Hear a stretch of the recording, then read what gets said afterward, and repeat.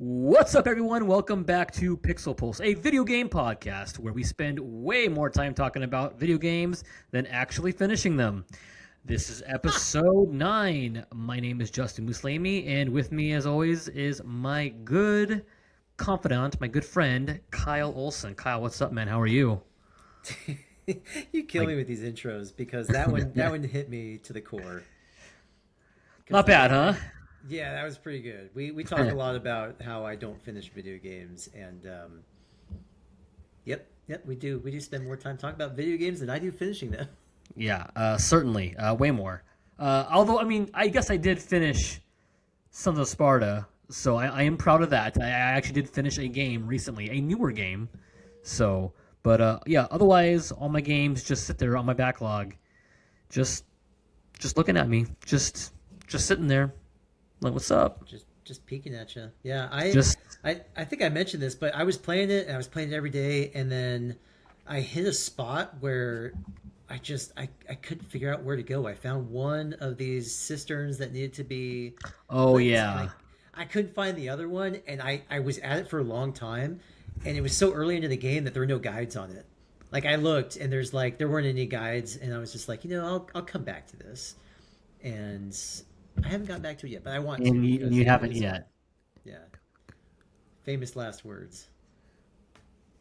Yeah, no, otherwise, man, I don't know. I have been playing a couple things. I've been kind of going back and forth. I am still so I'm going through the Castlevania Anniversary Collection right now, and Yeah. I have beaten Castlevania 1 and 2. 2 was very different than 1. I mean, they took a big risk with Castlevania 2. They made it more of like not open world really, but you kind of have like an openness to where you can go. It's side scrolling, but you go from like town to town, and you level up, and but a lot of the game, the problem with Castlevania 2, it's good, great, I like it a lot, but it's very obtuse in like in where it tells in like knowing where you need to go or what you need to do. So Yeah. I'm just gonna be upfront. I did use a guide. I had to because Unbelievable. that game. Dude. I don't know how people beat that game back in the day. Like back when we were kids. I don't know how anyone ever beat that without like using Nintendo Power or some sort of like guide or something. Because Yeah, how did we beat games back in the day? Like, I mean, I used to well, buy the books for Final Fantasy. I bought the hardcover books, oh and yeah. I loved those. But like other games, Nintendo Power, or I don't know, like Well, I figure know it out. Nintendo Power had a tips and had a little like tips and tricks, and it had a guide for that game back in the day. I learned this through some friends, but yeah, dude, I there's a part, dude, where like you're at the end of the map, you go all the way to the left, and you have to like kneel down for like 6 7 seconds, and then a tornado comes and like just comes and takes you away to like the next dungeon. I'm like, how would you ever know to do that? It's I don't know, man. There's It's nothing like if you talk to an NPC or something, they wouldn't tell no, you, there's hey, no one tells you to go like do that. kneel at this spot and wait for the wind. Yeah, no. I talked to well, everyone that I could or that I saw. No one said anything about that. And like you get to like this part where you get to the edge of like a lake, and you're like, okay, well, this is nothing. I have to go back. Well, no. If again, if you stand at the edge of that lake and kneel for again like 6 seconds, it'll like reveal itself. It'll pan down, and then now you can go in like down under the lake. Does the scene It's part for you, and you get to like walk into it?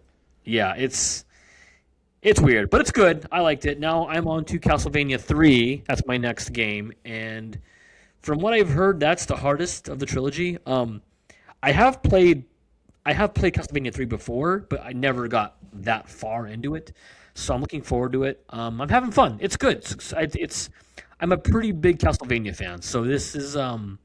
fun for me to kind of play through the classic games. I'm really really enjoying myself. Apart from that, I'm still kind of grinding through Marathon. I'm having fun with Marathon a lot. It's tough, but I'm getting better at it. I'm understanding its systems a little better. The problem with Marathon, like I would say, the one of the big hurdles for the game is the onboarding isn't very good.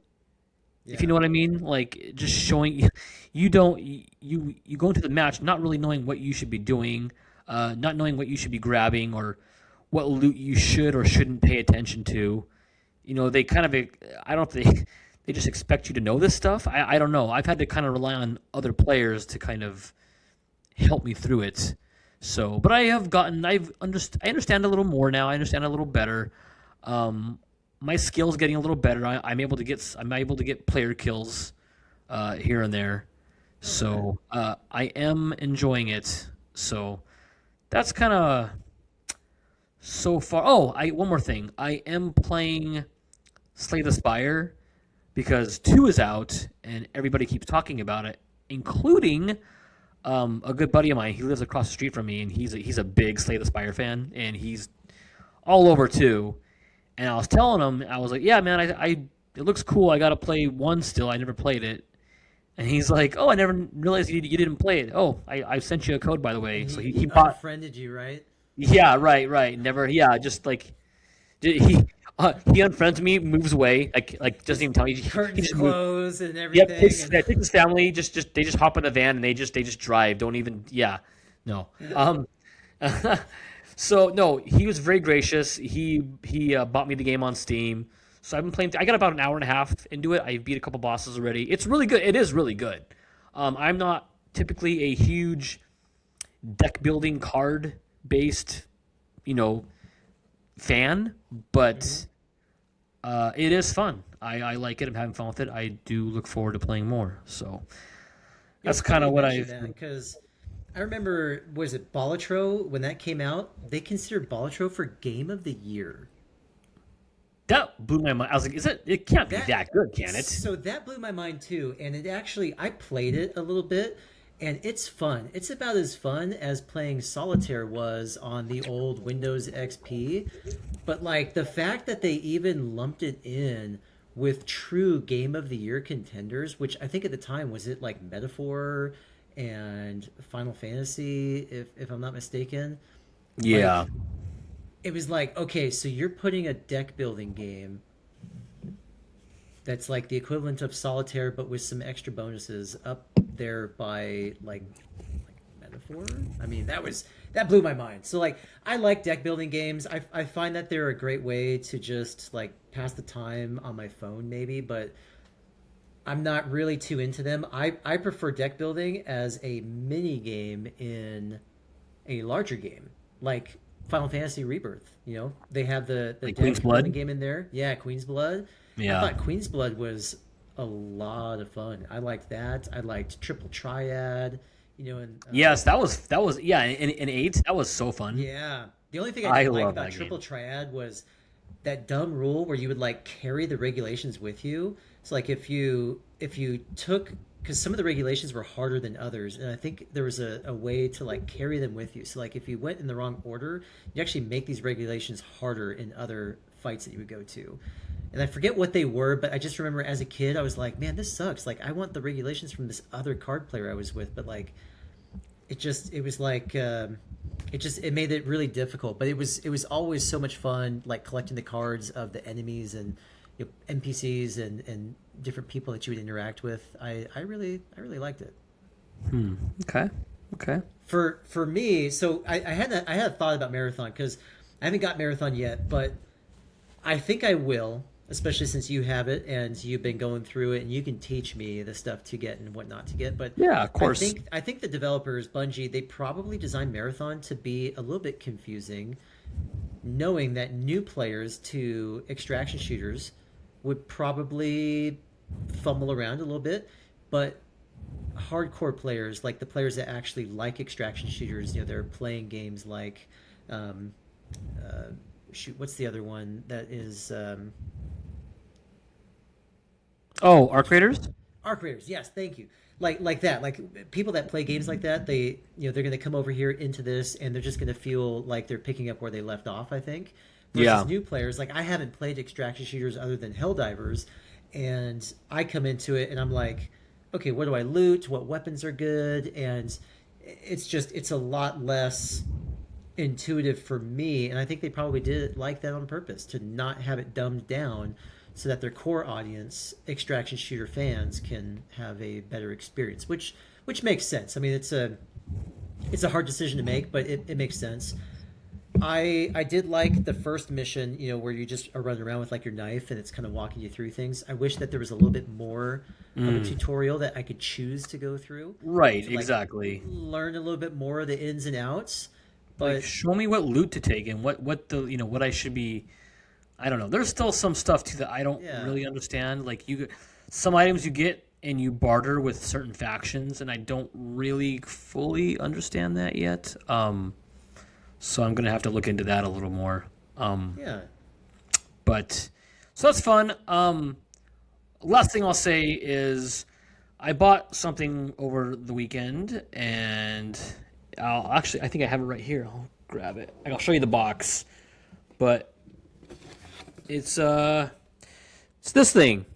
It is it'll play all your NES games at an upres. It connects via HDMI, so it connects to all the newer TVs, and plays it at 720p. So not like an amazing resolution, but they're NES games. They probably look worse than the 4K anyway.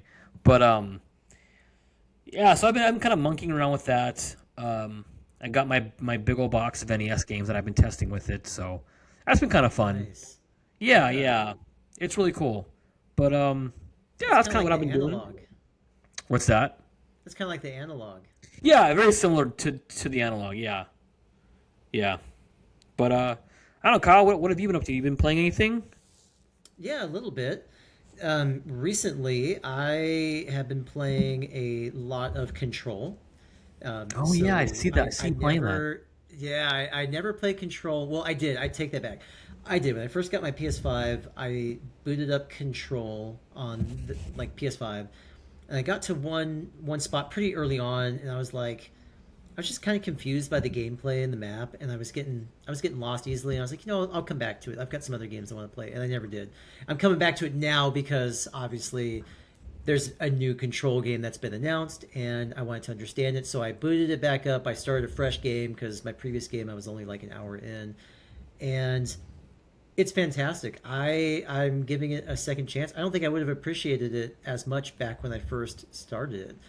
This time around, Yeah. I'm playing it, and it just feels like such an amazing game that I'm glad I'm finally getting to.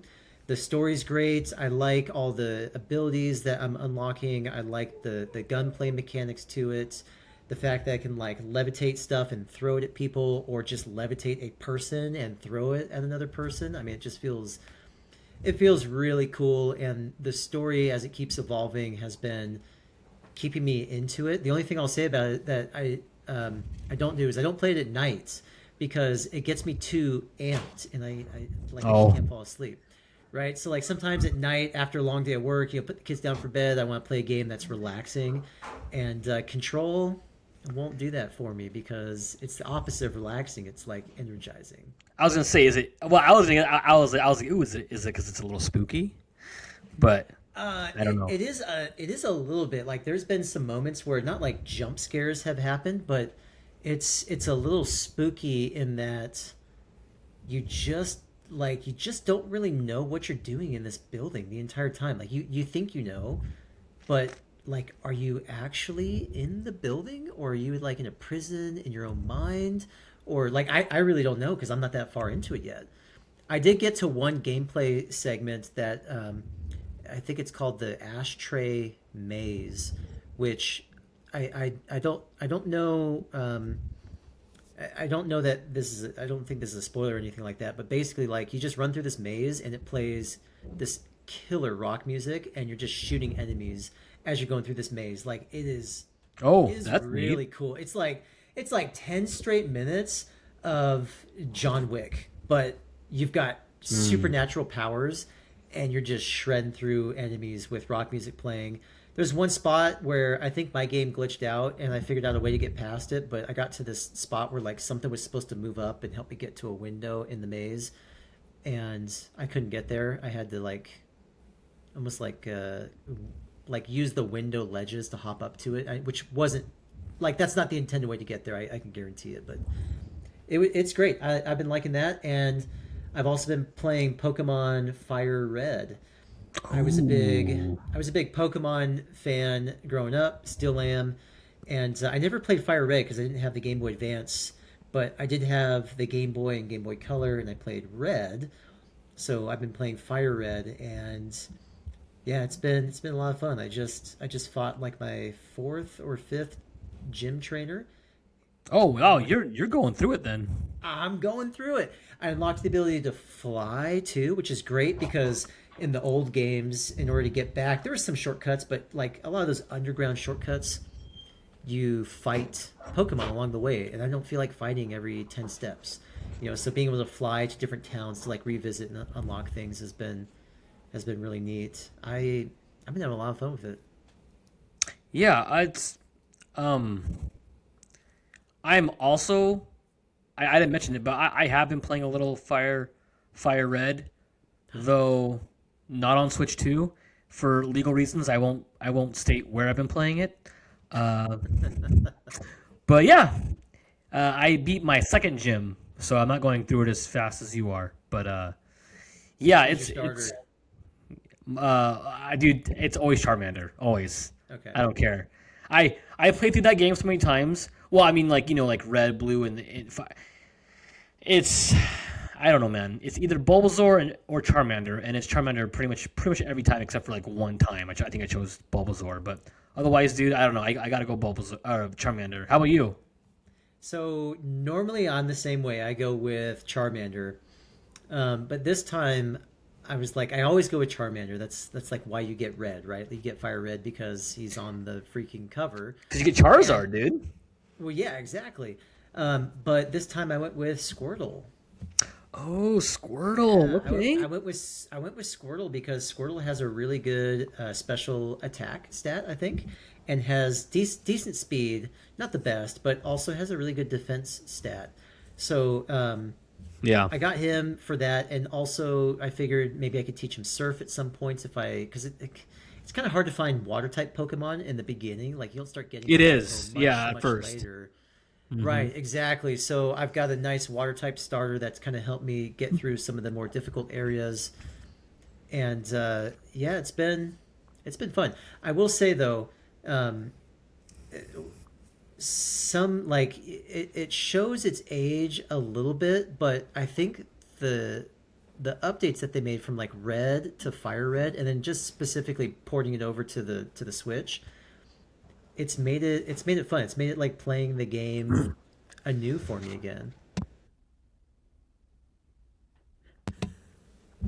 Um. Justin's microphone is working. Everybody, Yeah, it's working now. Yeah. yeah, love it. um.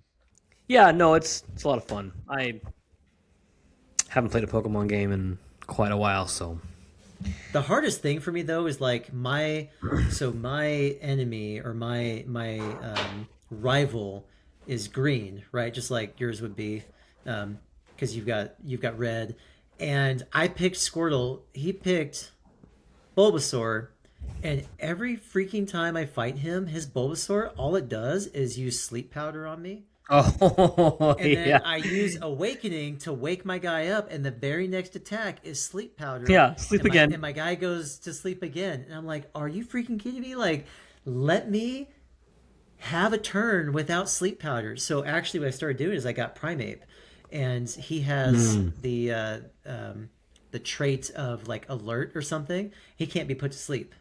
Oh, you're like take Because that. it's literally every single time he puts me to sleep. I don't think I've gotten one hit in between sleeps. I spend so much money on Awakening. I'm just like I was over it. So I was like, you know what? Primeape uh, evolves from Mankey, right? Right? Yeah, exactly. So I Okay. started with Mankey, and then I got him leveled up pretty quickly because he's a good one to have in your Yeah, I got Mankey because so Charmander is not a good starter for the first gym. So in order to beat Yeah. that first gym, you almost have to have Mankey. If you choose Charmander, that is. If you choose Right. Charmander, you almost have to get Mankey because he's strong against the rock types. So I grabbed Mankey and he like just plowed through Geodude and Onix. So Yeah. Yeah, exactly. Because fighting is strong against rock, right. and rock is strong against fire. Yeah, it's been a lot of fun. It's a good nighttime relaxing game for me. So I put it on a little bit, and then I actually turned off, and then I put on some anime and watch anime or a show or something until I'm ready for bed. Yeah. Yeah, man. Cool. Well, yeah. So that's kind of what we've been doing, what we've been playing. I don't know, Bud. Should we get into some gaming news? No, I don't know. I think we probably call it here, right? Yeah, just call it a night. Yeah, 20 minutes. Yeah, well, thanks guys for joining us. Until next time, And scene. Let's get to yeah. it. Yeah. We got some Okay. exciting articles today. Yeah. Not as Yeah. many as other times, but maybe it's a good thing that gaming news has slowed down a little bit because the last couple of weeks have been a little bit stressful for gaming news with lots of big things happening. That A little bit. Yeah. Just we're and kind of trying to- feeling the need to cover everything and not leaving out anything important. You kind of I don't know about you, Kyle, but I kind of feel that stress. Where I'm just like I hope I'm not missing anything important. If I'm going to get called out on it by anybody, but no, I think we're Just that okay. one guy in the comments that keeps calling you out. But Right. Otherwise, yeah. Oh I think man. his name is Kyle. Yeah. There's a guy named Kyle every time. Every time a Um, video goes up, he keeps ragging on Justin about something. Well, it looks like, Kyle, we are going to we have news about Starfield. Now, we already kind of know when the release date is. It's been stated previously that the release date is April 7th, but we got some new details from a reliable leaker, Bill Kuhn, and he has revealed that pre-orders for PS5, so the pre-orders for Starfield are going to be open on March 17th at, it's very specific too, March 17th at 4 p.m. UTC. So, and this follows a report that the game will arrive for the PS5 on April 7th. So, and it's just funny because it's like, at this point, and the article even states this, but this is from PSU.com, but they even say like, Bethesda should probably just save themselves the trouble and just officially announce the game for PS5 because they haven't even announced the game for PS5 yet, which is so funny. It's just been leaked to death. I was gonna say it's been leaked so much that I honestly thought it was officially announced. Yeah, like definitely, it's been more than a year, hasn't it? I mean, I've heard about this like definitely over a year. I'm sure I have, like more than a year, like a year and a half maybe. Yeah, like what's that effect where it's like people remember something as the Bernstein versus Bernstein Bears, and then like Oh yeah, the Mandela effect. Yeah, with like the cornucopia. I swear it was because I've heard it so much that it was officially announced, but I guess it's just been leaks the whole time. Yeah, it's just been like I said, it's just been leaked so much, and I mean we know it's coming. It's coming for sure, but we're waiting for an announcement, from Bethesda. It's just kind of funny, but Is I there a don't plan know. to shadow drop it on the 17th? Like, because the That'd be 17th funny. is not that far away from the 7th. You know what I mean? Like, if they open up pre-orders on the 17th, that's what, like 2 weeks away? Yeah. From the release date? So you're going to get 2 weeks of pre-orders? Like, what? Yeah, I don't understand The strategy. Yeah. Yeah, and okay, so it's been two. So it even say in this article, it says that the Verge and Xbox era originally outed plans to bring Starfield to the PS5 back in February of 2024. So it's been over 2 years since these leaks have happened. More to my point. Yeah. It's basically officially announced, right? Like, Yep. Vandal followed up with fresh reports in January 2025 that Starfield would join Fable and Killer Instinct to Sony's platform. So, funny enough, we still haven't gotten Killer Instinct on PS5. Those rumors seem to have died down a bit. I haven't heard anything else about Killer Instinct coming to PS5, even though that would be cool because that is a cool fighting game. But But we have heard lots about Fable coming to PS5. yeah, that's coming to PS5 day and date, which is really cool. So, but yeah, I don't know. I know we've already talked about Starfield coming to PS5, so we don't need to talk about it much more. But I'm not gonna get it. I've already played a little bit of it, like 15 or so hours, 20 hours. It was all right, just not for me. But I don't know, I got Kyle. Starfield mixed up with the other one that is, I think it's PC only.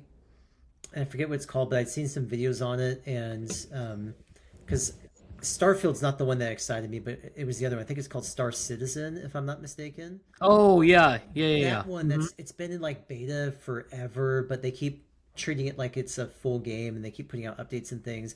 That one actually looked interesting because it looked kind of like a No Man's Sky, but um, a little bit more futuristic, techy, and different. And I thought that looked interesting. So, yeah, Starfield probably not on my list of games to buy. It might be one of those ones where I watch some YouTube videos just to get my fill and then call it good. Hmm. Yeah. So I don't know. I mean, cool. I mean, I'm sure there are people out there that are excited for this. So yeah, it looks like March 17th. March 17th. 6 days from now, you'll get your chance to pre-order it. So, all right. Well, Kyle, a little bit of sad news for the physical collectors out there. I don't know if you're one of them, but this comes from Kotaku.com, and it lists here U.S. physical game sales have just hit their lowest all-time tracked point in 30 years. Meaning, when they begin tracking physical game sales in the U.S., back in 96 or 95, 96, this is the lowest point for physical game sales in the U.S. It says here U.S. physical game sales in 2025 accounted to roughly 1.5 billion, the lowest all-time tracked figure in 30 years, per a report from Circana's Matt Piscatella. So they say here, Piscatello's post on Blue Sky follows Circana's 2026 forecast report on the 11th of February, which states that 2026 has the potential to reach a new record high in consumer spending.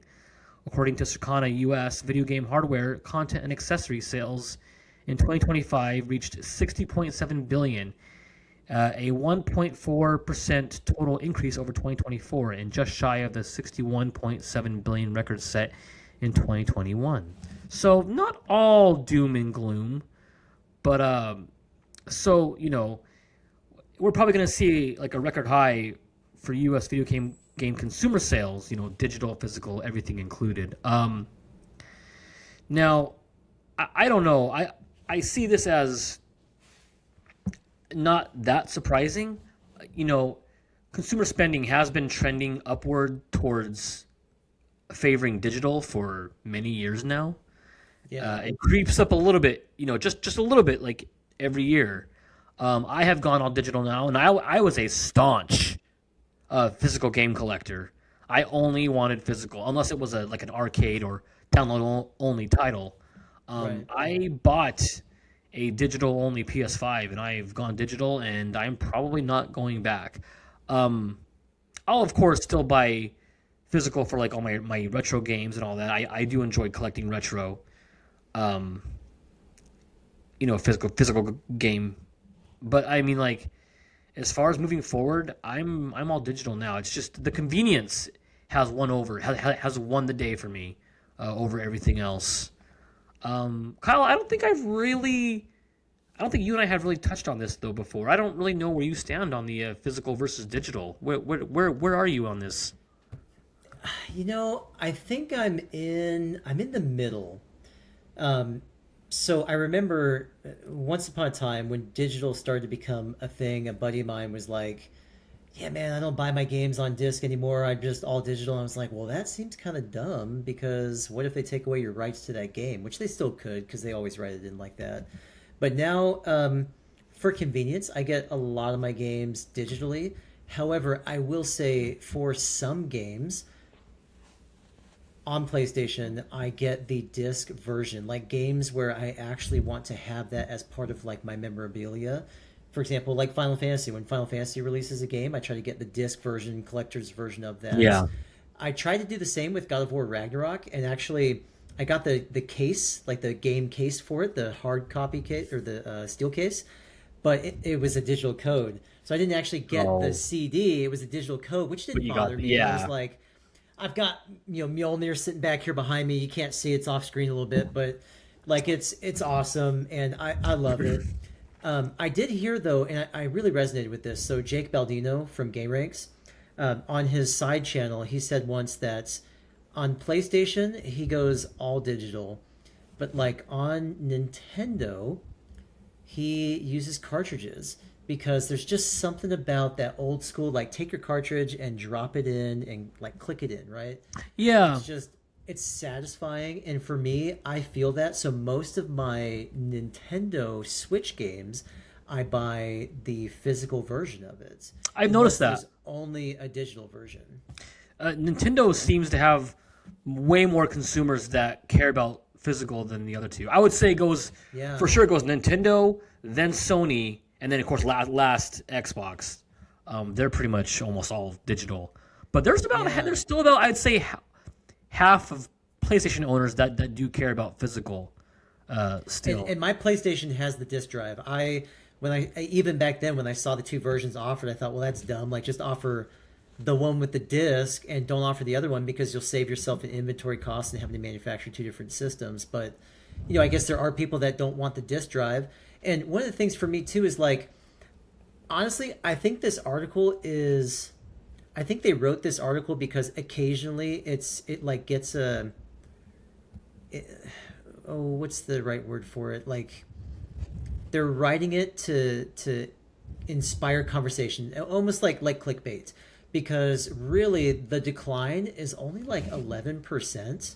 And even Best Buy tried to go and get rid of their physical media, and I think it got to the point where they had to bring it back, if I'm not mistaken, because they were like, oh shoot, like people still want physical media.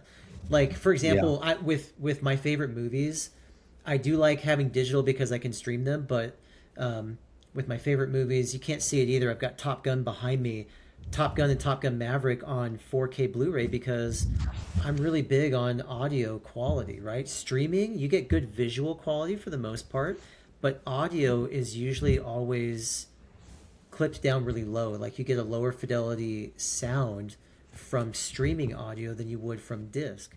Oh sure, And yeah, I've heard that. I'm not like an audiophile, but I tell you what, I mean, I don't wear these headphones for no reason. I do love good quality audio. So like Top Gun Maverick, for example, if you put it on streaming and you stream it like super loud and listen to it, and then take the disc version, put it in your PlayStation and turn that on and listen to it, you will hear such a huge difference in sounds. It'll Yeah. blow your mind. But you have to have this like you can't have crap speakers, like you can't have crap computer speakers. Like you got to have speakers that can reproduce the sound correctly. But I mean, it's just for me, if it's something I'm passionate about, I get the physical version because I want that. I want to have it around my precious, right? Like, it's my Yeah. precious. So Um that's my stance. I'm in the middle, like digital for convenience, but there's some things I treat them like collectibles, and yeah, I'll get that's the why cards. I don't get all up in arms when I know people don't like it when they're starting to release these collector editions of games now that don't even include the game. It's just the stuff. And Yeah. I'm like, as somebody who's kind of all digital now, I'm like, it's kind of nice. I do want the stuff. I do wish they would. I do wish they would at least include a digital code and everything, because I mean, some of these collector editions don't even have like a digital code. It's just everything but the game. So I don't like that. But Oh, Diablo did that actually. yeah, a couple games have done. Yeah, Which there was. this is it right here. You can barely see it on my screen, but that is the collector's edition of Diablo, but it didn't come with the game, which is Yeah. really interesting. And I didn't buy that myself. That was actually gifted to me. A buddy of mine was working at Activision at the time, Oh yeah. And he had gotten his hands on an extra collector's edition. So he said for my birthday, he had something for me. And he sent it over. I was on vacation at the time. When I got home, it was delivered to me, and I opened it up, and it was the collector's edition of Diablo 4, and I was like, it's freaking awesome. I love it. That game was so much fun. I had such a good time playing it. And the collector's edition, I wouldn't have bought it for myself, but having been gifted it, it was really neat. I liked it. The That's details cool. were really Yeah. cool. It even had the rose petals inside that you would see from Lilith when Lilith would appear in the game. It had the rose petals, so you open it and the rose petals fall everywhere. I mean, it was like Really? top tier. Yeah. They went all out. They did, but there was no game, right? It was just like Yeah, just the stuff. stuff to support the game. Which, if I bought it, I would have bought it knowing that, but it was gifted to me. So even then, I probably had a little bit more attachment to it because of that. That's fair. Yeah. I bought a digital PS5 because at the time it was just so I came into the PS5 generation still being a hardcore physical game collector. But when the PS5 was so scarce to get, the only thing I was able to get was an all digital one. And I remember this. It came out right before Returnal came out, and I'm like, I cannot miss Returnal. I have to have this game. Yeah. So I was desperate, and when the opportunity presented itself, digital PS5, it's all they had. I snatched it up. And now that I've experienced the convenience of never having to like grab a disc, put it in, take the disc out, put it in the case, and swap, gosh, I don't know, man. It would be thinking about it now. It would be really hard for me to go back to like a disc drive and just having to do that again. The convenience of just thumbing over to my favorite game and hitting X and playing it is Well, from a different perspective too, having kids makes having digital so much easier because like I've got kids yeah. and I had my TV cabinet full of all my precious games, like all my collectibles and stuff like in my TV cabinet where I can get them and play them. And as my kids started to figure out that dad's stuff was in there, they'd go in there and take out my games and it's just like yes, I do love my kids and I want them to know like what's cool and everything, but I also don't want them to break my stuff, right? Like if they scratch Yeah. at one of my discs, I'm not gonna be able to play it anymore. So having everything digitally means that I don't have to worry about that as I look down at my pile of games I have next to me in my office because I had to hide them. So I can understand that, but dude, you're right. Getting a PS5 was crazy. I only wanted though. I didn't want to get it if it was digital only. I only wanted the disc version. I had two computers open and my phone, and I was refreshing pages on Walmart when I got wind of a drop.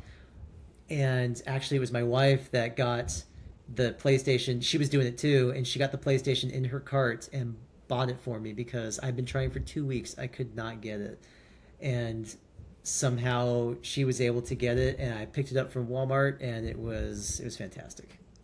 That's cool, man. Jessica came in clutch. It's yeah, she holds it over my head to this day. If it wasn't for me, you wouldn't have that PS5. So Yeah, basically, yeah, it would have been like 2 years before inventory came back in. But yeah, Oh, it's man.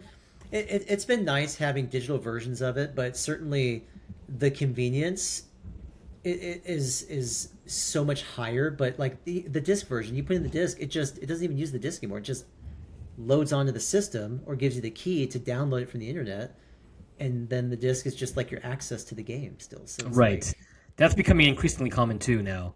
yeah, People are not happy that you'll get the disc and the game won't even be on the disc. So that's it's just your access to it. Yeah, it's not cool. I don't know, not cool. No, but so yeah, that's what's happening there. I don't know. Well, at this point, I do think the next consoles will have physical media, and then I think that will be it.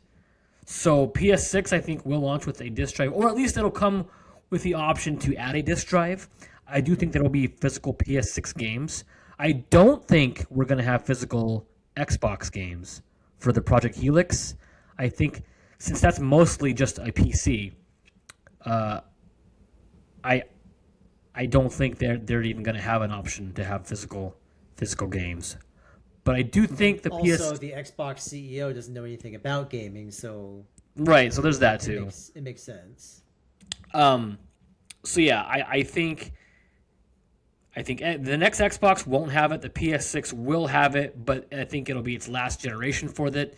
I think Nintendo will probably just keep doing it for maybe a couple more generations. I think eventually everything will be digital. Um, just depends on how long till we see it. Yeah, So maybe eventually we'll just have these like holographic pucks that will slip into a table in the middle of the family room, and it'll turn the game on. It's just like this hologram that boots up. yeah, yeah. Who knows what they'll think of next, man. Um, so yeah, there's that. Also, Sony is getting a little bit of flack here, Kyle, for this next report. Seems like Sony is reportedly testing dynamic pricing on the PlayStation Store. So now these aren't like price increases for games, but what's happening here is Sony is, I guess running kind of a test on the store. So they're what deals you might see for yourself might be a different deal you see like that I see. So like it could be 30% off for you, but it could be 20% off for me. Somebody What the airlines are doing. yeah, and they're not the first ones to do it, but I'll tell you what the issue is here in a minute here. But well, I guess someone found this out they were signed out of their profile. They went on the PlayStation Store to look up games. Noticed the game. I don't remember what game it was, or if they even said what game it was, but they signed back in and noticed that same game was higher when they signed in on their profile. So what they're trying to do, it looks like, is say if because Sony knows your spending habits and what kind of games you're playing. So Yep. like if it's like Red Dead Redemption 2, and you've been playing games that are like that or similar games, your price will probably be higher since you're more likely to buy it anyway because that's your type of game. Whereas somebody who doesn't play games like that, maybe somebody who just plays sports titles, might log in and see it and be more enticed because they get a bigger discount on it. So I don't know. The report here, though, it suggests that the test has been running since November of 2025 and currently impacts over 150 games in 68 territories. So, yeah, I mean, Ticketmaster has done this. Amazon Prime has done this. Xbox has done it. Airlines, they do it all the time. That's why people buy tickets through VPNs. Right. Yeah, airlines. Xbox does it, but they do it in a way where at least Xbox, I'll give them some credit here. At least they'll tell you up front, hey, this price is curated specifically for you. Like this price is for like this is special to you. I don't know how I feel about that because like if I see the price and the price sucks on the game, like oh okay, so you're just bending me over, taking me for a ride, right? Yeah, I don't know how it This works. is curated for you. Buy this brand new game that normally goes for $50 for $100. Oh, okay, thanks so much. Yeah. Thank you for that ride. So it looks like Sony is looking at your prior purchase history, and they're just kind of determining what deals you get based on that. So I don't know. I don't think I have. I think my issue doesn't specifically lie with dynamic pricing itself. I do think it's a little cruddy and seems underhanded that they're just being sneaky about it because they have this had to be this was found out by people doing a little bit of investigation. So, but as it came out, they were kind of like, oh, we're just testing some stuff in some markets, and it's like, yeah, all right, but so I don't know, that seems a little shady, but Well, they weren't going to say anything about it. So the reason why this came up is because for you guys that are a little bit more techie or girls out there that are listening, PS Prices was the one that talked about this, and they said they spotted the trend because they tracked PlayStation Store prices in more than 50 regions, and their system detected unusual office structures which contained identifiers that basically were like OPR testing in PlayStation API responses.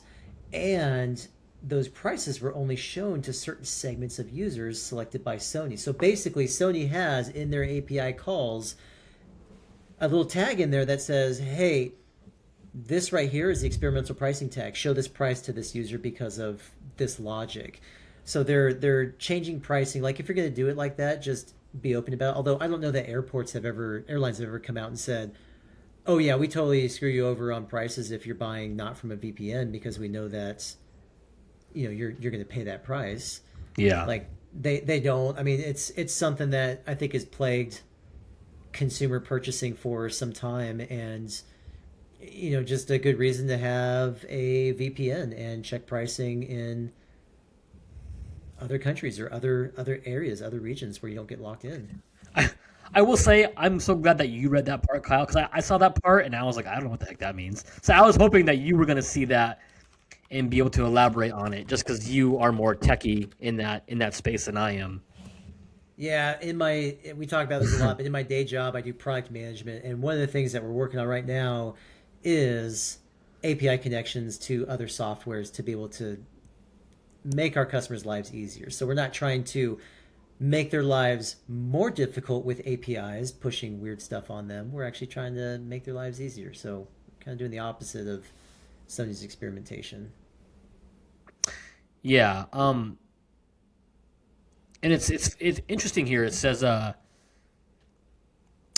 the games are designated as either IPT OPR testing or IPT pilot, and have been tested in a number of countries, including Europe, the Middle East, Africa, and Latin America.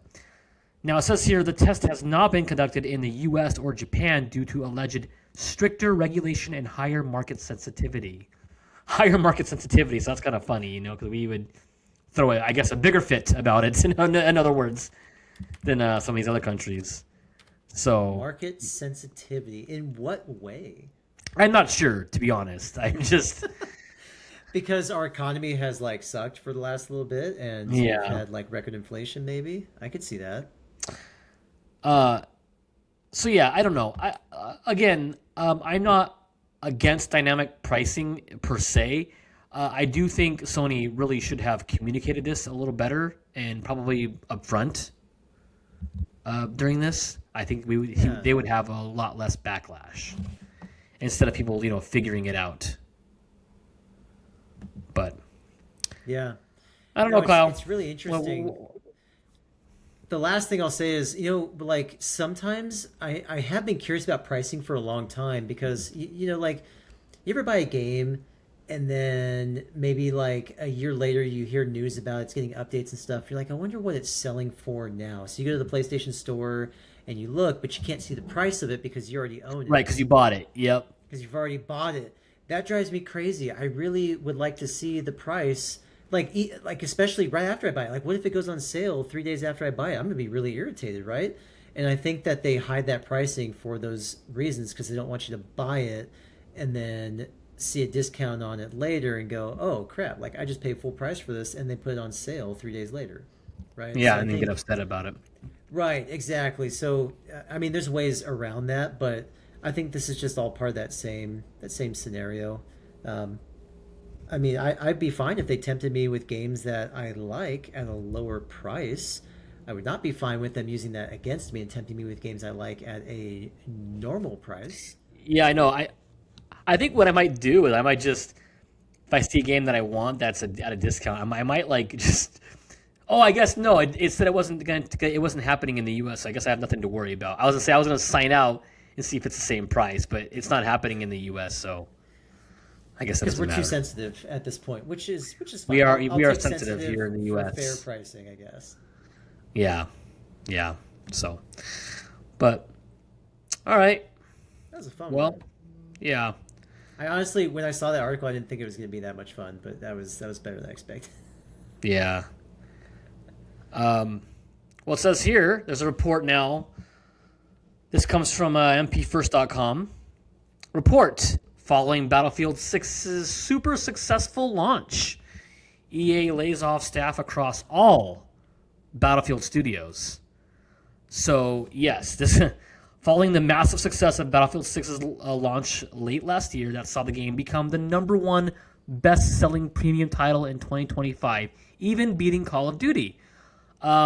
It seems that isn't enough. So easy to do. By the Oh way. yeah, yeah. Oh yeah, yeah. Minuscule. Call of Duty now is not the same as Call of Duty of old. Yeah, it's still but still. As the developers behind the first-person shooter are the latest studios hit with layoffs.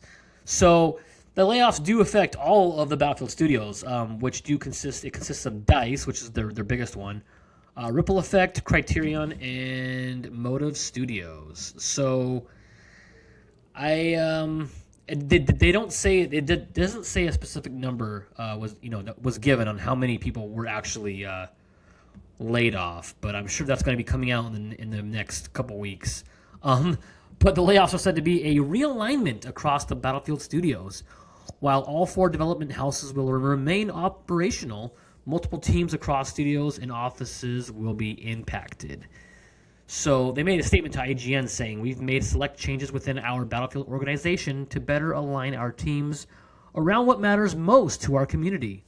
Battlefield remains one of our biggest priorities, and we're continuing to invest in the franchise, guided by player feedback and insights from Battlefield Labs."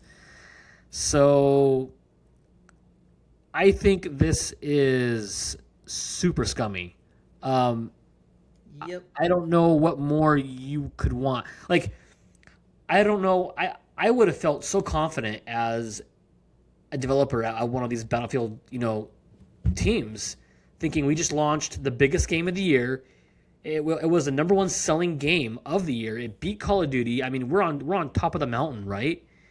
And then you just find out 2-3 months later, 4 months later, oh well, we're laying you off. Even though it broke records, Kyle. This game broke records for them, Yeah. Yeah. sales records. But that wasn't enough. I mean, how was that? These people are what made you your money. They are what made. They're bringing all this revenue to you, and you're just going to lay them off. Well, that's cool, EA. Real nice. So this sends the message, in my opinion. Well, we make a bad game, we get laid off. We make a record-breaking great game, we still get laid off. So I can't imagine what these developers are feeling, and none of them must feel safe in their job. I don't know what more can be done here about this, but it's just, I don't know, Kyle. What do you think? There were some things that stood out to me here. Number one was, I guess they were selling a $50 premium skin that they made free later, which is not uncommon for EA or developers like game studios in general, because they'll take you for a ride and then people complain about the skin having like an advantage. Like there was the rose skin in Call of Duty, which was like just basically pitch black. You camouflage to anything and it was like pay to win. So there's that. But then also I really didn't like this particular line. I think you read it, where it said they made changes to align better with our community. It remains our biggest priority. We're continuing to invest, guided by player feedback and insights from Battlefield Labs. Like, why? Like, you cannot put your layoffs onto the feedback of the people that you've invited to be part of Battlefield Labs. Like, you're laying people off because you're probably like, I'd be curious to know when their fiscal quarter is like their fiscal year is up. I would imagine it's probably coming up, but I think they're laying people off because they're looking to make the business as profitable as possible. And if I recall correctly, they were also looking to sell to like some Chinese company, right? Like at some point they were going to have like some Chinese company buy EA, and then Battlefield 6 came out and they're like, oh, actually we're way better than what we thought we were, and they like went back on it or something like that. At one point too, I actually was interviewing at EA for a job. I was going to lead up their customer success customer service departments in Texas. It was a really neat opportunity, but the one thing that scared me away from that was they're known for like layoffs like this. They're known for doing shady things and for not supporting their developers and their teams and just doing what looks good for the bottom line for the executives. And it's not just them, it's every corporation, and it's so dirty. Like, businesses have gotten in the mindset of people are lucky to get to work for us, and that's not true. Like, that's just the market right now. The market a few years ago was businesses were lucky to have the people that they had working for them. Then the market shifts and they're like, haha, well, screw you. Now we're letting you all go. Like, there's got to be, like, once upon a time, companies would bring you on and you go to work for them, and they treated you like family because you were. They knew that you were coming there, spending time there to work and be away from your family to provide support for your own family. And you were their charge, just like your family is your charge. And companies have gotten away from that. And it's like, the second the wind even thinks about changing directions, they'll just let you go. And they'll hide it as a layoff. They'll do it as like performance or whatever. Like, it's just, they just had a change of heart. They want to go a different direction. They want to make more money, whatever. It's so dirty. And to be honest, like, Battlefield 6 was cool for like a month and then it sucked. Like, I'm a huge Battlefield fan and I haven't touched it since maybe a month after release because it just wasn't that good. Like, it was good, but it wasn't that good. It Yeah. was just, there was no hook there. Like, they made a lot of promises and they didn't deliver on them immediately. And for me, it fizzled and died. I'm a huge Battlefield fan. I loved 4, I loved 3, Bad Company 2, like, you Yeah. name it. 1 and 5, and I even liked, people ragged on 2042 in the beginning. 2042 sucked, but I even liked playing 2042. So I don't know. I think it's dirty. I think that they are just chasing numbers and promotions and bonuses for themselves, and they're not actually doing They what's best definitely for not are. only their own. They're not doing what's best for their own employees and for the gaming No. community, They're like they call doing out. uh, They're just like, they don't make enough money as it is. They're freaking, like, they're probably driving McLarens and Lamborghinis around and have houses in Prague and Hawaii. Like, they're literally living off of the interest from their investments and their bonuses, and they're putting people to the curb. It's absolutely ridiculous. Like, every time I see a layoff that's unnecessary like that, like, yeah, if you have to lay people off, like, you leave too. right. Yeah, let's start from the top. Yeah, Really. exactly. Like, how many people, if it really is financial burden and you're getting rid of these people because there's too much overhead, you didn't sell as much, then your butt is gone too. That's how it should be. If you didn't manage that team well enough, that's a performance issue from leadership, not from the people that are reporting up to you. If you're not making money, your division sucks, you're gone too. That's Yeah, how it and should be. that's what I really too, I despise about publicly traded companies is they're so beholden to their stockholders, right? Like, to please, it's all about pleasing the stockholders. So It's anything not to just that. It's right, it's it's not, private but it's private equity. It's any company where it used to just be that, right? But, like, the thing is with publicly traded companies, there's a lot more creative ways for them to make money if they are in a pinch. Like, you can always raise more money, and there's so many more options. Like, where it gets really dicey is like private equity, because private equity is cutthroat. Like, they sneeze and they can change their mind and let you go at a moment's notice. I mean, it's just the market in general. People have just gotten into this thing where it's like, yeah, you work for me and we're the elite and I need more money. Even though I get paid $20 million a year, I still need more money because it's not enough. it's never enough, dude. It's never enough. Dude, I've if learned if this I a long had time ago. if I had $20 million, I'd freaking retire.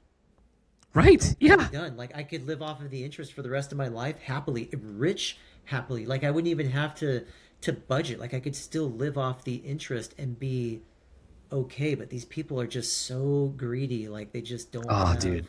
It just seems like it's worse than ever with the greed. I just It don't with these is. companies. I I don't know. It's dirty, and EA they're a bunch of the execs at EA anyway are just a bunch of scumbags. And But it's like I said, it's not isolated there. We saw the same thing happen over at Xbox with Activision during the Activision acquisition that oh yeah, my buddy was impacted by, and they even gave him a chance to move departments, and even then they were still planning on letting them go. They were just prolonging those decisions. I mean, it's just I was let go 3 times in a year for different layoffs that like one of them did have to happen. This guy couldn't make payroll and was like, we have to let our team go. So he mismanaged the company and it went under. But other times it's just like, just own up to it, right? Like, yeah, stop hiding behind, oh yeah, we're laying off because of feedback and insight from Battlefield Labs. No, you're not. You're just lining your own pocketbooks, cutting back on costs. You're making tons of money. You probably have executive calls coming up or whatever. I don't know. It's makes me yeah. sick. No, it's awful, man. I read that headline and I just put my head down and just shook my head, dude. I'm tired of reading of all these layoffs, and I would be scared to death if I was a game developer anywhere. I mean, it doesn't matter if you're successful or not. As this has proven. Yeah. I, I used to I want to work in gaming, but last couple of years, I'm so glad that I don't because oh yeah, I've already had a volatile career. I mean, I've experienced layoffs galore in software as a service, and I mean, I'd probably be double that if I were in gaming because of right. the way that these studios operate. I mean, it's just it's um it's not good, guys, and we could do better. Yeah. No, well said, man, for sure. But all right. Well, Tell me we have some happier stuff to talk about. it's kind of a happy. It's kind of a double edged sword, I guess. Yeah, it's cool. It's actually good news, but also bad news if you want it physically. But it seems here that Oh, what are we talking Pokemon about now? Pokopia is doing so well, selling so well, is actually sold out at nearly all major U.S. retailers. So this game has Wow. really taken the country or world by storm. So physical copies of Nintendo. By the way, this comes way of twistedvoxel.com. So they state here physical copies of Nintendo, Game Freak, and Omega Force's Switch 2 life simulation game, Pokemon Pokopia, are currently sold out at nearly all major retailers in the U.S. It says here a mere 3 days after the launch of the Nintendo Switch 2 exclusive, Pokemon Pokopia physical copies of the game are currently sold out at all retailers, as seen in the image below. This includes Best Buy, GameStop, my Nintendo Store, and Target. And yeah, I mean, I can't show you the image, but yeah, it's showing an image here. Yeah, it says Best Buy, GameStop, Target, Amazon. Amazon has actually Well, raised the price. I think they went back down, but they raised the price to like $80, Kyle. I don't know if you saw that. I was looking at that. Yeah. You know what though? Like that's it's so interesting to me because it's not like so in school you learn about supply and demand, right? And I actually wasn't very good at this, which is why I didn't go into supply and demand. I actually wanted to get into marketing to do like video game marketing, but now I do product management. But in supply and demand, like they can artificially increase demand by bottlenecking the supply. So Nintendo knows and knew, and Game Freak too, that this was going to be an absolutely massive release. They've got 30 years of data on physical Pokemon game releases, okay? Happy 30th anniversary Pokemon. Seriously, like I could not get enough of Pokemon right now. My wife keeps sending me like TikToks and stuff about people opening up Pokemon card packs and the 30 like influencers getting 30th anniversary Pokemon care packages sent to them by Pokemon. And I was like, dude, Justin, why didn't you and I get one? I mean, we have a gaming podcast, like we should have got one. Yeah, we But should have put into but this. to my point though is they Nintendo knows, and I think what they've done is they have made demand even higher for it by limiting the supply. So the supply will come back, and they're going to obviously make more. It's not like they're never going to make more again, but they're good at this. They have artificially increased, truly increased demand by having a limited supply of it. Yeah, and Kyle, not to discredit what you said, because I think you do have a good point. How dare you? But no, listen to me. Do you think Nintendo knew how popular this was going to be though? It's not a mainline; it's a spin-off game. I don't think Nintendo knew fully that it was going to do this well. I certainly didn't. I don't know. It seems that it came out. Dude, I would bet money that they knew, because this is their first Pokemon game on the Switch too, right? So I mean, I guess as in like a new mainline Pokemon game, yes. right, exactly, and it's only available on the Switch 2. But it's a and weird, it but it's a weird has- Pokemon game though. It's not. It is, but it's like a weird. It's like a Dragon Quest Builders type of Pokemon game, if that counts. I mean, I don't know. Well, yeah, exactly. But like, how popular is Animal Crossing, right? I mean, yeah, it's How popular is Pokemon? How popular are streamers that do cozy vibe games, and they just sit there and they stream games like Stardew Valley and all these other cozy like life sim type games.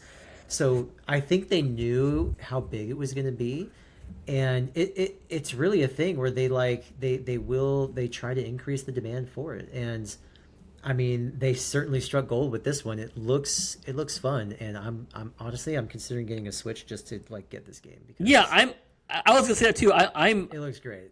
It wasn't on my radar really, but after seeing more about it, and it is. I mean, it is. I think it's the highest rated Pokemon game now, or it's tied for it. I can't remember, but and then finding out that it's from the Dragon Quest Builders 2 developers.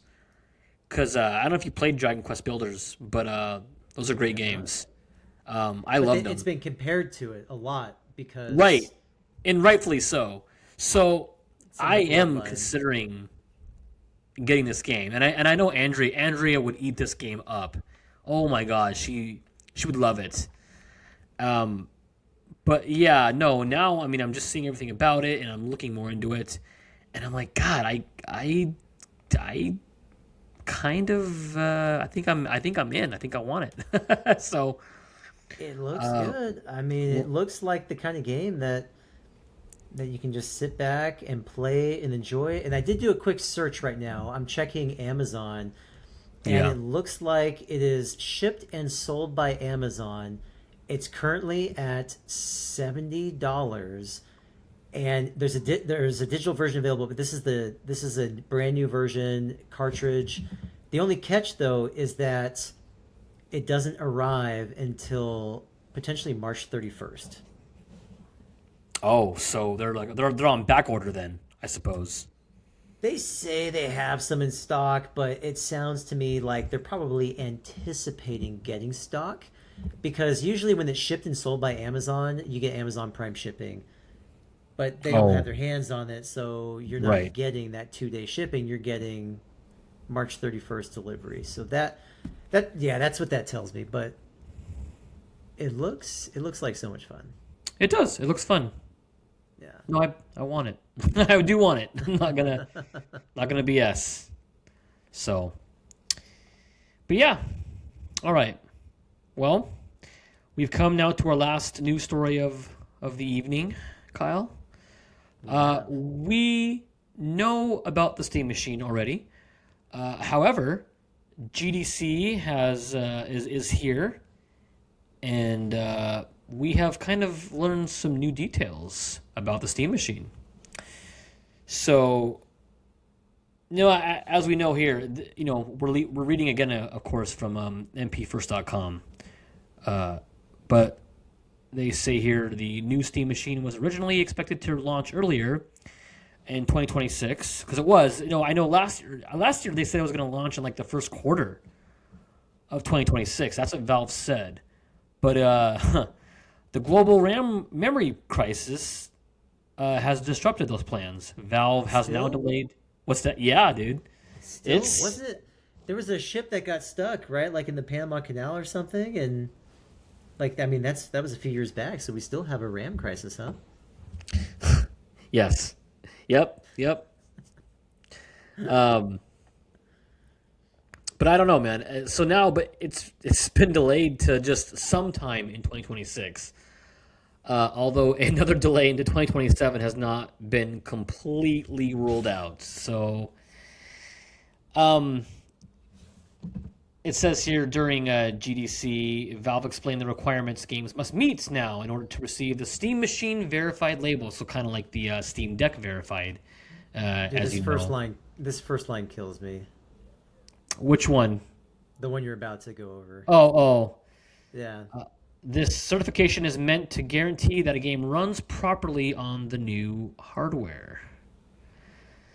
Oh, not So, that one. I thought you were gonna hit the minimum target for verified titles is 1080p and yeah, 30 frames per second. 30 Are you kidding frames. me? Yeah, We're in it's I know. 2026, guys. Like we've had 4K TVs out for like almost a decade, and 60 frames per second is the bare freaking minimum. Like Yeah, we've enough of had this 30 frames per second BS. Like I'm so done with that, dude. Like how are we now? No, I totally agree, Kyle. Like I don't know how that's got to be that's considered verified. I would not verify that. I'm like if it's 30, I'm not we're not, this is not getting verified. Like it just, especially if you're gonna have, they say down the road, down somewhere else in the article that it's going to be priced like a PC, not a console. So great. So you're going to be more expensive. You're going to be more expensive, and you're going to gift us 1080p with 30 frames per second. Which, I mean, some people don't see 30 frames per second, and it doesn't do the same thing to them. I see 30 frames per second, and I feel like I'm watching stop motion, right? Or like yeah, dude. that's how it feels for me. Like 60 FPS is where it is at. Like once you go 60, you can't go back. That's so The jump true. from 60 to 120 isn't as drastic for me, but like 60 is the bare minimum. That's where you gotta be, guys. It's No, especially I if you're agree. I releasing in need 60 or bust. 2027. Yes, Because it even 60 or says here bust. this standard is lower than what many people expected earlier, which was I'm part of that. When the device Yes. was first introduced, Valve spoke about experiences reaching 4K at 60 per frames per second, supported by upscaling technologies such as AMD Fidelity FX Super Resolution. So yeah, they had touted this as this 4K 60 frames per second machine, and now we're talking 30 frames per second 1080p, which just blows my mind. So I don't know. I know with the RAM shortages and everything, all the chipsets, exploding in price and everything going up, all the parts going up. I know Steam, or I should say Valve, I know they're in a pretty tight spot, to be honest. Yeah. I can see why they're delaying it, but I mean, you can't delay it too much, or your own Steam machine, your Steam machine is gonna kind of feel outdated by the time it releases, especially if it's next year. And then you Especially if got it's 30 frames per second. right, yeah, and then you got with presumably Xbox Project Helix releasing next year, and PS6, which by the way, this is we didn't have this down, Kyle, but the PS6 I guess is back on track to release next year. I know there were reports of it getting delayed into 2028 or 2029, 2030, but apparently it's back on track to release next holiday season. So I So guess I'm not getting a PS Pro. right, that's P- the same thing. PS5 Pro. Right. I almost got. I was thinking the same thing because I was gonna get one since if it was gonna be so far out because especially with like Resident Evil 9 getting this new PSSR update. I guess it looks really really nice. In fact, the PS5 Pro after that came out about the PSSR 2.0 and Resident Evil 9 how it uses it, PS5 Pro sales exploded. So yeah, dude. So I mean, I mean, graphics do matter to some people, apparently, I to some mean, degree. I would have gotten a PS5 Pro if they hadn't gate kept the 30th anniversary stuff for like limited quantities. They gate kept everything. They Mm, gate kept the yeah. controller, the Pro controller, the Portal, the console, the other like the Pro console. It was like there was so much demand for it, and they totally screwed their fan base by selling to scalpers, and then stuff turned up 4 times the price later on eBay. It was like I would have just paid for it, and it would end up literally in my living room as the centerpiece where Mm, it gets yeah. used, and instead it ended up being scalped on eBay. So I don't know. Yeah, it's sad how that kind of turned out. But if the PS6 comes out in 2 years, I can wait for that. I think PS5 still has enough processing power for me. I put in one Yeah. of those extra 2 terabyte SSDs in there, Oh, yep. I and bought that too. 2 terabyte. Yep. yeah, yep, exactly. I dropped that in there, and I'm sitting pretty. I have no reason to upgrade right now. No, I'm good too. I mean, I got my PS5. I got my retro consoles that I do play on. I got my gaming laptop that I play on. That's why I'm playing Slay the Spire and some other Steam games. But I've got my Rogue Ally sitting on the couch over here. I'm doing okay, man. Like I am not clamoring for a next gen console like I was at this point in time in the PS4's life cycle and Yeah. PS3's. Because by this time I was like I'm ready for some new hardware. But Yeah, by with the end of the PS4, it was like your PS4 sounded like a jet turbine engine turning on. oh Like man, if it even thought about booting up a game, it would go. You get like that fan noise. You could hear across the house. Everyone's like, "What are you doing? You and it would blaming just this be on like, me?" oh my gosh, I remember it. Oh, it was awful. I even went in and I did the whole like motherboard removal with replacing the thermal paste and all of that. Like I took the Oh entire thing yeah. apart, did new thermal paste, cleaned it all, put it all back together, and that fixed it for a little bit. And then I think a speck of dust got in there, and the thing just started doing the same thing again. So like at that point, okay, your console's probably at the end of its lifespan. It's But the it's almost PS5 still toast. is mine's still running great. Yeah, I think I wasn't sure at first, but I do think the PS5 is probably going to outsell the PS4 for sure, especially with GTA 6 on the horizon. You have GTA 6, you've got Wolverine coming. I mean, Mm-hmm. GTA 6 alone, I think, Kyle, I'm gonna say I think it sells over 10 million 10 million systems just for GTA 6. But How about that's my opinion. how about billion with A a billion B? consoles, 1 billion consoles. 1 billion. No, yeah. I think honestly that game is gonna sell a lot of consoles, maybe a lot of gaming computers. Like it's gonna be a huge hit. But I also think that we still haven't tapped into the true potential of the PS5 because of how many developers are still No, co-releasing for the PS4. yeah, on the PS4, exactly. So I think we're starting to get there, but I think we're we'll not we're see not there what they yet. do when Naughty Dog's new game, Intergalactic, releases on PS5. I bet we see like a really, really good looking game. We haven't heard much on that recently, have we? No, we haven't. It's been, I think it was Game Awards 2024, I believe, is when they showed that. So, and we might not see anything on it until this Game Awards for this year. So it might be the 2 year gap between Are they pulling a pragmata on trailers. us? Pulling a what? Oh, Pragmata. I hope, dude. I hope Yeah. they better not. I mean, with what is coming from Pragmata here anytime soon, I hope so because it seems like they took the extra time to make a good game. Oh, dude. I'm so excited for Pragmata, dude. And they did you see this, Kyle? They moved the release date up a week for I Pragmata. did, yeah. That's And awesome.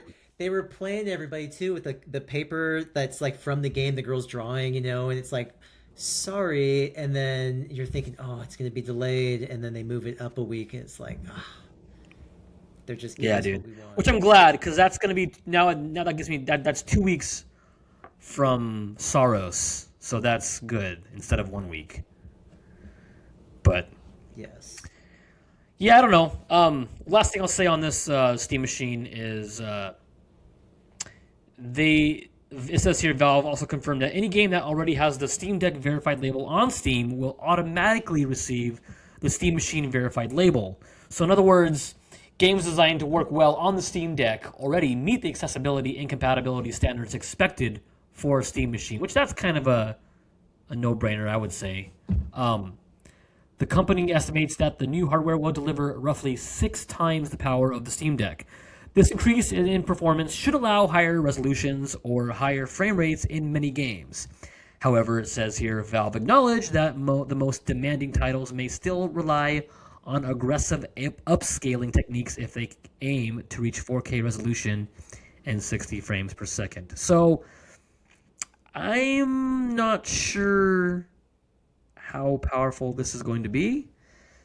I don't know. And the price, dude, the price is not going to be cheap on this either.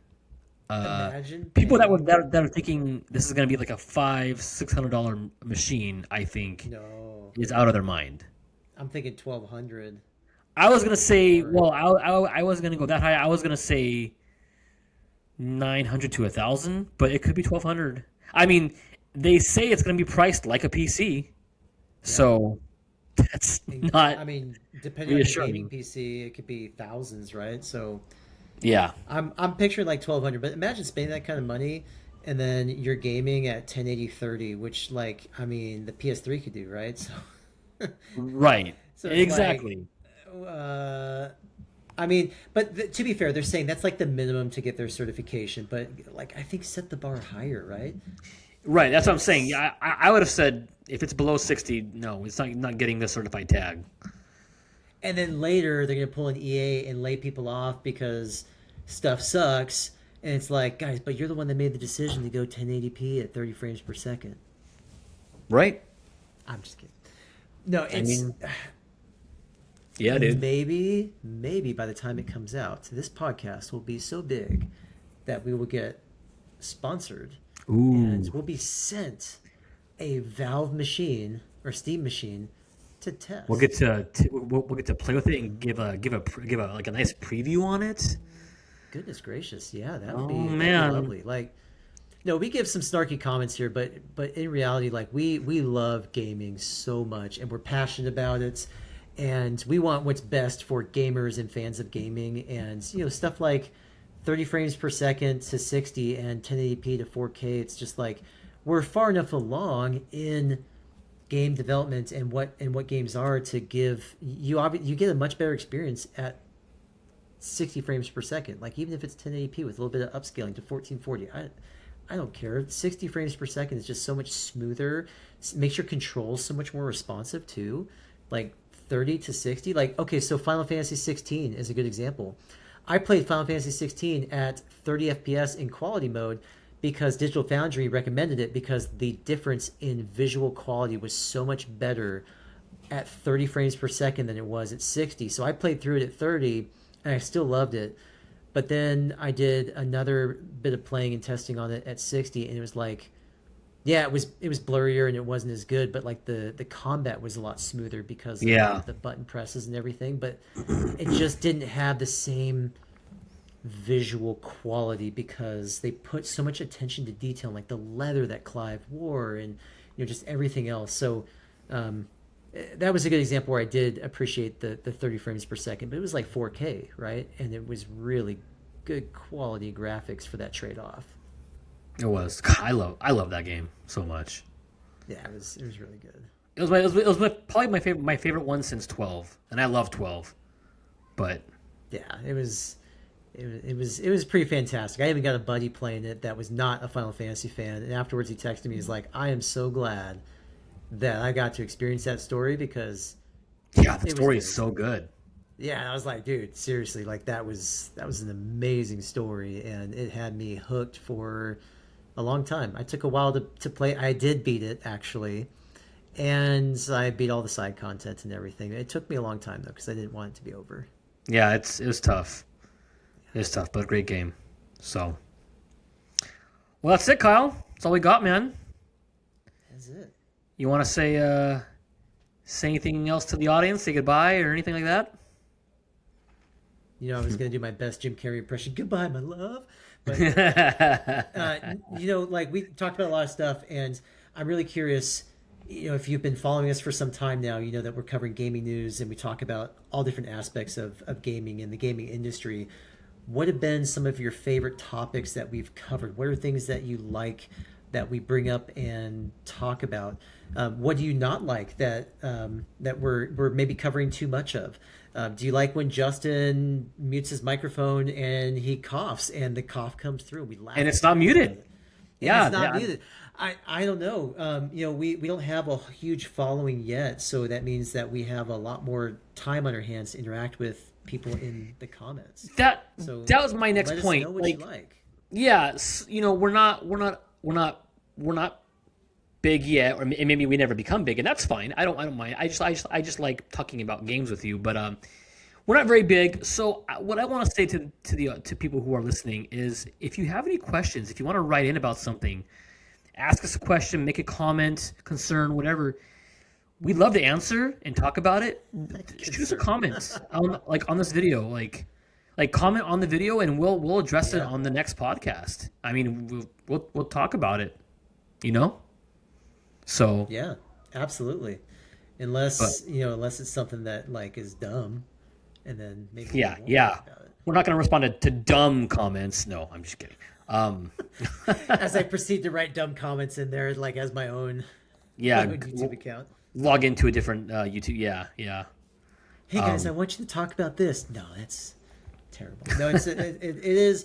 And our goal isn't necessarily to become big. It's just, you know, we like having fun with this, and we love gaming. We love, you know, what gaming means. And yeah, if you've got comments or topics that you'd like for us to cover or want us to consider covering, let us know. We'd love to hear some feedback about how we've been doing.